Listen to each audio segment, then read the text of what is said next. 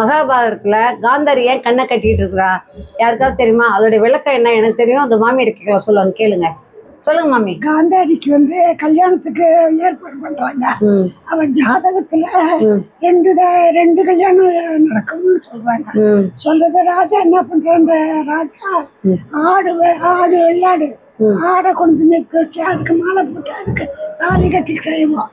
இவ கட்டி விடுறான். இது யாருக்குமே தெரியாது இருக்கும்போது இவளுக்கு கல்யாணம் இந்த துர்ராட்சனோட கல்யாணம் கூடி வரும்போது என்ன பண்றான், அந்த யாரோ இந்த மாதிரி கல்யாணம் நடந்தது எல்லா சந்தோஷமா இருக்காங்க.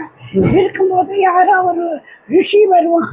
இந்த ரிஷி ஆட்டுக்கு தாலி கட்டி வந்தான்னு சொல்லிடுவான். அவரோட ஞான திசையில ரிஷி கண்டுபிடிச்சு சொல்லிடுவாரு.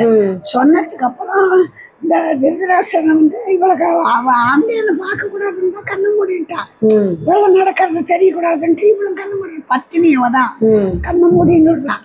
கண்ணு மூடினதுக்கு அப்புறமா சொன்னதும் அந்த சகுனிக்கு தான் தெரியும், வேற யாருக்கும் தெரியாது. இதை சொல்லிட்டு தான் சகுனி இங்க வந்துடுறாங்க. எங்க தங்கச்சி வீட்டுக்கு இங்க தங்குறான். தங்கினதுக்கு அப்புறம் இவங்க மேல எல்லாரும் ஒரு மாதிரியா பாக்குறாங்க.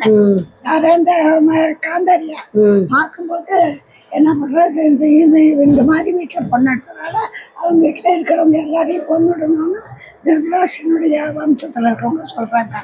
சொன்னதே என்ன பண்றா, எல்லாரையும் சிறையில் 101 பேர் அவங்க சகுனியோட பிறந்தவங்க. அவங்க எல்லாத்தையும் சிறையில வச்சிடறான்.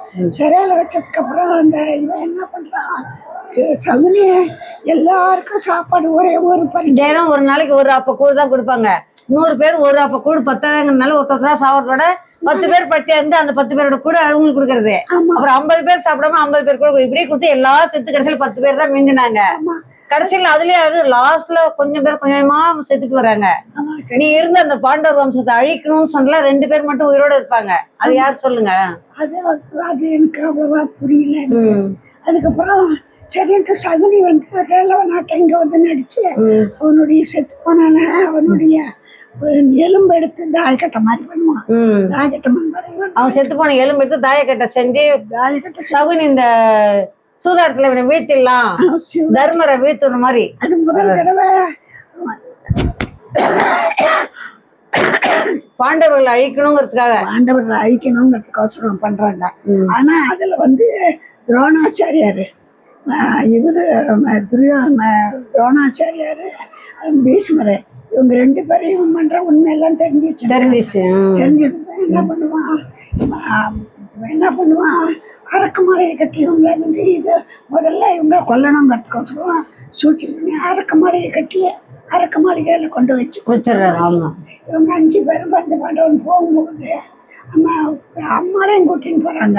கூட்டின்னு போகும்போது பீஷ்மர் துரோணாச்சாரியார் என்ன சொல்லுவாங்க, எலி எப்படி இதுல பதுங்குதோ அந்த மாதிரி நீங்க பதுங்கி இருக்கணும் அப்படின்னு சொல்றாங்க. அப்புறம் அங்கிருந்து அவன் பேர் மறந்து போயிட்டானுக்கு. அவர் சுரங்கம் சுரங்கம் வைக்க சொல்லுவாங்க. சுரங்கம் வச்சு வெளியில போற மாதிரி வெளியே போகும்போது என்னென்ன பண்ணுவாங்க, இவங்க யாரு இவனுடைய அவன் பேரு மறந்து போயிட்டால. மாமி ஒரு விஷயம், இவ காந்தாரி கண்ணை கட்டிட்டு இருக்கால, துர்ராட்சன் கண்ணு தெரியாது இல்ல, அதனால நான் என் புருஷன் பார்க்காத நானும் பார்க்கக்கூடாதுன்னு கண்ணை கட்டிக்கிட்டே இருக்காங்க. துரியோதனை யாராலையும் வெல்ல முடியாது இல்ல.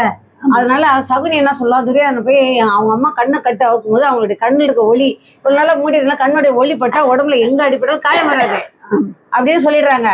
ஆனா இவன் போனாக்கா இவனை மிண்ட யாருமே இல்லைன்னா உலகத்தை அழிச்சுவானே அப்படின்னு பயந்துட்டு சகுனி ஒரு வேலை செய்வான். சகுனி அது இந்த கிருஷ்ணருக்கு இந்த கிருஷ்ணருக்கு எதிர சொல்லுவா துரியோதன்ட்ட, டேய் நீ சின்ன குழந்தைல உங்க அம்மா உன்னை பார்த்தா இப்ப நீ வளர்ந்துட்ட ஆம்பளை ஆயிட்டாலும் ஒரு வாழை இலையை வச்சு இடுப்புல கட்டிக்கோ, அந்த இடத்த மறைச்சிட்டு நீ இப்போ உங்க அம்மா முன்னாடி போய் நில்லு, நீ இப்படியே நிக்காத, அவங்கதான் சொன்னா கூட அம்மனமா நில்லுன்னு அப்படியே நிக்க முடியுமா அப்படின்னு சொல்லுவாரு. அவரு சொன்னோடனே சரின்னு நினைச்சு ஆனா அது ஒரு சூது இருக்குன்னு இவனுக்கு தெரியாது, துரியோதனுக்கு தெரியாது. அது மாதிரி வாழை இலையை மறைச்சு கட்டிட்டு நிப்பாப்ல. அது மாதிரி காந்தாரி கண்ணை கட்ட அவுத்தோன்னா அது கண்ணுல இருக்க ஒளி போட்டு உடம்பு ஃபுல்லா எங்க அடிப்பட்டாலும் சாவாது. ஆனா அந்த இடத்த மறைச்சோடனே அவங்களுக்கு ஷாக் ஆயிடுது. யாருக்கு? காந்தாரிக்கு.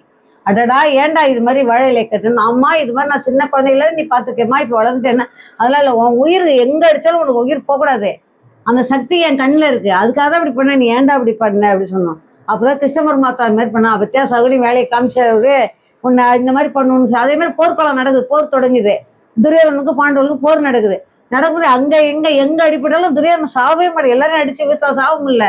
அப்ப பார்த்து என்ன பண்ற, எப்படி இவரை சாவடிக்கிற அப்படின்னு கிருஷ்ண பரமாத்மா எதிர சொல்றாரு, எப்படி துரியோதனன் சாப்பிடணும், அவங்கள எப்படி சிக்கல் கொடுக்கணும்ல. பாண்டவர் சொல்றாரு அப்படின்பாரு. அப்படின்னு தொடையை தட்டி காமிச்சோன்னே அவன் பார்த்து ஓஹோ தொடையில் அடிக்க சொல்ல சொல்லி அம்பு விட்டோட தொடையில் போட்டு செத்து போயிடுறான் துரியோதனன். அது ஒரு சூட்சமா இருக்கு பாருங்க. சூட்சமா இருக்குது. காரணம் என்னன்னா இவங்களை நாடை தோத்துட்டு போயிடுறாங்க இல்லையா, நாடு விட்டு நாடு கடத்திட்டாங்கல்ல, அந்த நாடு கடத்திட்டாங்க. அவ துரி வரும்போது எல்லாரும் பார்த்துட்டு இருக்காங்க, 5 பேரும் பார்த்துட்டு இருக்காங்க. அது வந்து பந்தயத்துல தோத்து போயிட்டா வான்னு கூப்பிடும் போது அவ வீட்டுக்கு தூரமா இருக்கா. தூரமா இருக்க பகடைக்காயில தர்மர் வந்து பாஞ்சாலியே தோத்துறாரு பகடையில. ஆமா, அவ அங்க கூப்பிடும் போது கிருஷ்ணா கிருஷ்ணன் கிருஷ்ணன் வந்து காப்பாத்துறாரு. அப்படி இல்ல கதை.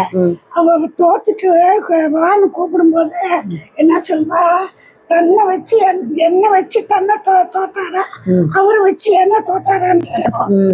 அவர் சொல்லும் போது இவங்களுக்கு பதில் சொல்ல தெரியல, என்ன பண்ணாங்க தெரியல. அங்க இருந்து வரும்போது இங்க துணி வருவான். யாரு துரியோதனன், துர்சாசனன் தொழில் வரும்போது இவ கிருஷ்ணன் வந்து கிருஷ்ணான் கும்பிடுவா. கிருஷ்ணன் கும்பிடும் போது கிருஷ்ணன் இங்க துவாரகையில் இருந்துட்டு அவர் இது பண்ணுவாரு.